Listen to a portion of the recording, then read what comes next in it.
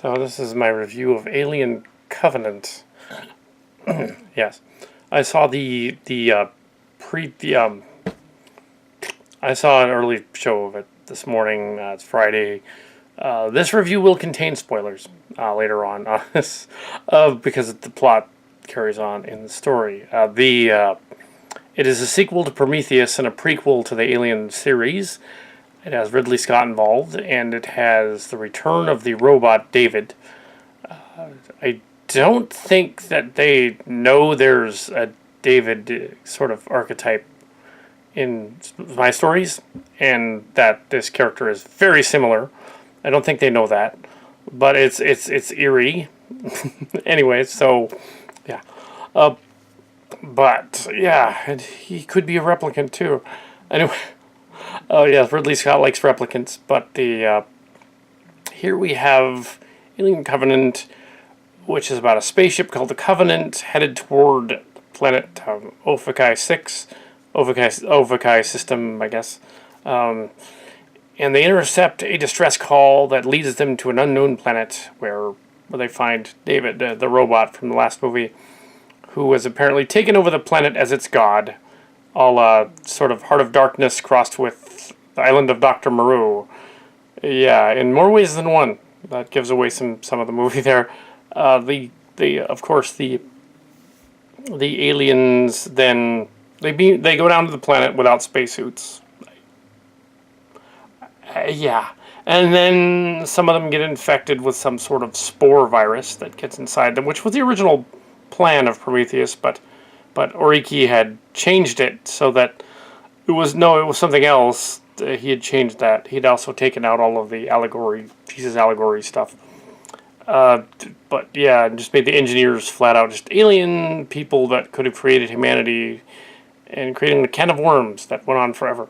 But yeah, so they go down to the planet and they start encountering the aliens and they start killing them off one by one.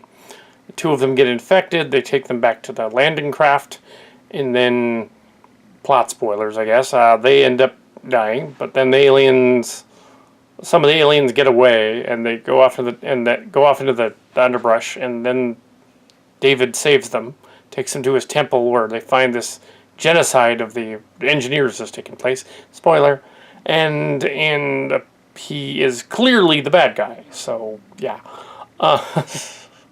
And if you've seen the two previews that they showed online, the one where they're all colonists, they're all families and all that, that's not in the movie. Spoiler. Also, the other scene that's not in the movie is the part where David describes how Shaw revived him and everything. They apparently shot several weeks of her scenes. Spoiler, they're not in the movie. He just talks about her. They cut a lot out. Yeah, it's kind of hard to talk about the movie without spoilers, so this will have some spoilers in it. But it is basically an Alien prequel, more so than a prequel to Ancient Aliens with David the Robot, which is very similar to the plot of the Distant Destiny series, my space books. But not exactly. It's also, I think they're actually taking from the works of Hancock and Danigan and some of those Ancient Alien guys. Maybe the works of Scalios and some of those, to make this sort of alien mishmash of try to explain away how the alien DNA process works. Now the spores create sort of these insect parasite things that in their final form are face huggers, and they go inside you and impregnate their egg, and then the alien pops out, which is what you already know from the mythos of the show. So, yeah, very reminiscent of the Dark Horse comic books, I thought, more so than usual. And it's kind of fun to see a Dark Horse comic book about aliens turned into a movie. But so that, in that respect, I give it 3 stars just for being inventive and doing that. The engineer and the ship and all the stuff they rebuilt, and it works too. There are, however, it is, however, 3 and not 4. I would say it's not a 72% as it is on Rotten Tomatoes. It's more of a 60. I actually give it a lower grade than the other ones because, but I don't give it a great grade either. It has some interesting flaws, and I suppose in a science fiction story, you can just say fantasy. You know, things are happening, fantasy. Had they gone down to the planet in their spacesuits, the movie would not have taken place. It wouldn't have been infected by the spores, and the movie wouldn't have happened. Yeah, that's kind of a big no-no. But the quarantine scene worked, and the later gross-out scenes worked. If you're just seeing it to see a haunted village goes insane and crazy alien, like, Island of Dr. Moreau character kills people, well, then that's cool. You see that. Also, of course, there's the good clone of the robot. It's the younger brother who he immediately tries to win to his side with a flute playing scene. And what was funny is later on he's like getting all up in his face and stuff. And I thought, you know, when I said kind of aloud as I whispered, I said, "What is he gonna do? Kiss him?" And then he did. I was like, and the guy next to me is like, "What? You saw this?" I was like, "No, I just guessed he was gonna kiss him." Oh, it was really obvious he was being all homoerotic with him. I was going to kiss him. So they have a kissing scene. Well, sort of. And that's probably where he becomes infected. With whatever it is that the other robot does. Even though that really doesn't make any sense because they're synthetics. How could they have alien infection and stuff? There's so many questions about this movie that it requires a later, longer review, and I don't know if I'm going to do it. I think I'm going to let Stone Gremlins or somebody else do that. But this is a fairly brief capsule review of this. Yeah, it was all right. It just had some flaws. I liked that they took Silly Kelly's advice in the movie. They must have seen his review, and of course several others. And they must have said, you know, yeah, that didn't make sense to have them be super scientists. Have them be working schlubs and colonists and stuff. They did that in this movie. They did that. They said, no, they're not expert scientists. They're just guys that wanted to go on a space mission. That makes a lot more sense. So they're basically Starcrackers, distant destinies meets up with Alien. We would hope that that would happen that way. They don't have a scene involving Ripley. It's not in there. I don't know why they were hinting at, oh, there's going to be a Ripley scene in there. She would be a zygote. But no, they didn't go there. If that. And the timeline is kind of weird. It's supposed to be 10 years after the other movie. It kind of doesn't make sense, but okay. The hypersleep thing doesn't work. How would they communicate with Earth and relay stations and all that? How does that work? They don't explain that because it's not Star Trek. They don't explain it in Star Trek either. But yeah, so that's Alien Covenant, a little capsule brief review, and yeah, and he basically spoiler. You see it in the trailer. David the robot has apparently genocided the engineers, and part of what's annoying about that is basically they decided, okay, the other story arc with the creators of humanity, and even though we addressed it, we're just going to say they're dead. Because, yeah, well, that's a cop-out. That's like the new X-Files changing the premise of the aliens coming to Earth, which they did. It's like, no,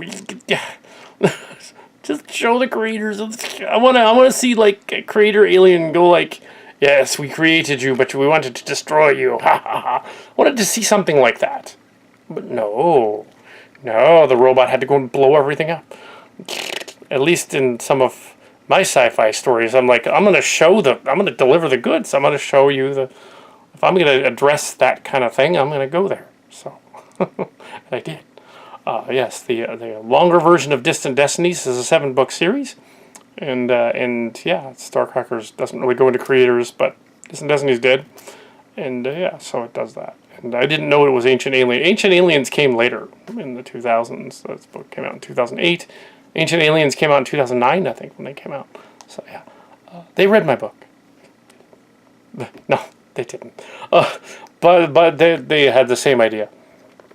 So yeah, it's all right. It's okay. It's probably worth going to the theater to see. This is a spoiler review, so sure, Go see it in theaters while it's still playing there. It probably doesn't work as well with a smaller audience. And let's see, what were the previews were some boring spy movie with a spy lady in it. I don't even remember what it was called. The Mummy trailer, the Star Wars trailer, which I've already seen. Kingsman 2, in which they destroy the building like in Spectre. Well, it's a spoof of James Bond, so it's okay. There was something. Oh, Transformers, the last night they showed the trailer with Prime being evil, which they should just say that's Nemesis Prime, but they don't. Anyway, so anyway, not a lot of previews. The audience was receptive to the movie. It was not a very big audience. It was 10 on a Sunday morning, so the audience was about maybe 60 people, 70, maybe less. Not a lot. If that's the omen of things to come, this movie's going to tank. They're not going to make another one. But if it isn't, if they're just leftovers from last night, then it's fine.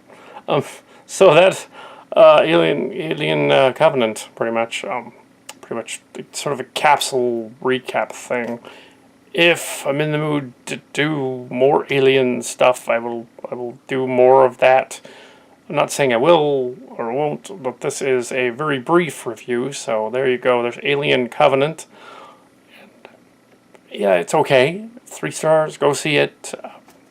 I give you a brief rundown there and what I thought of the odd stuff.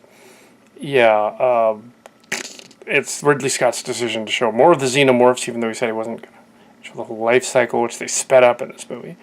But yeah, fine. It's fine.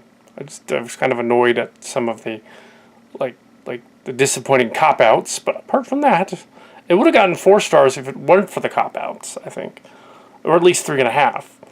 But yeah, the obvious screw up of them landing on the planet without their helmets on, which is in the preview, so you can see that. Like, wouldn't they test the atmosphere and all that stuff?